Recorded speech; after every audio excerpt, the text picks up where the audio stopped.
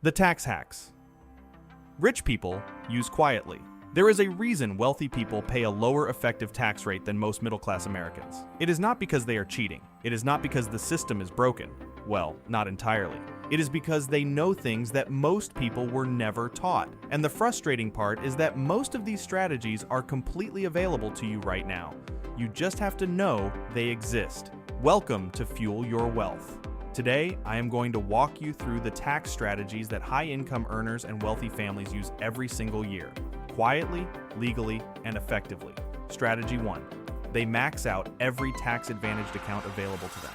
Wealthy people treat tax-advantaged accounts like a religion.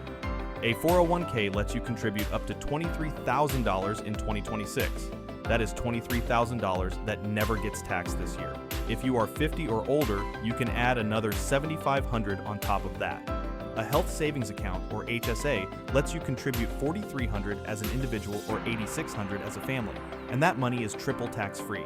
You contribute pre-tax, it grows tax-free, and you withdraw it tax-free for medical expenses. Rich people max these out every single year without exception. Most Americans contribute far less than the maximum or nothing at all. Strategy 2. They invest in ways that generate capital gains instead of ordinary income. Here's something most people do not realize. Long-term capital gains, profit from investments held longer than 1 year, are taxed at a maximum rate of 20% for the highest earners. Ordinary income, like your salary, can be taxed at up to 37%. Wealthy people structure their income so that as much of it as possible comes from investments rather than wages.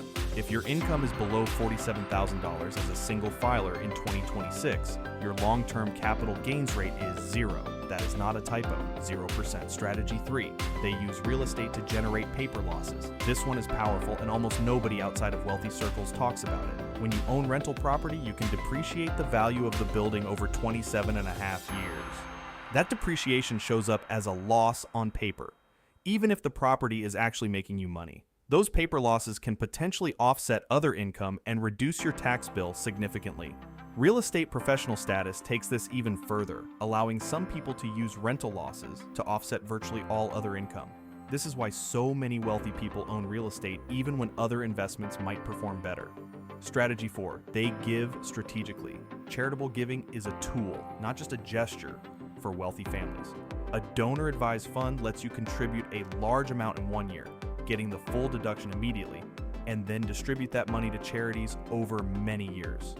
This is especially useful in a high-income year when you want to offset a large tax bill. Donating appreciated stock directly to a charity instead of cash means you never pay capital gains on the appreciation, and you get the full fair market value as a deduction. Most people just write a check and leave significant tax savings on the table. Strategy 5. They hire professionals and treat it as an investment, not an expense. The wealthiest people in America do not do their own taxes on TurboTax.